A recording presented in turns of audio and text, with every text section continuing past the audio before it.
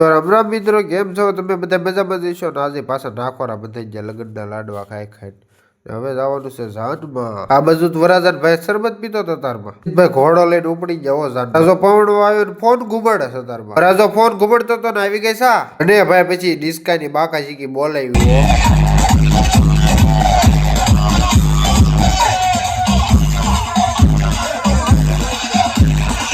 આ બાજુ બે ડીજે ની બાકાજી કી હેલતી હતી સડાસડીમાં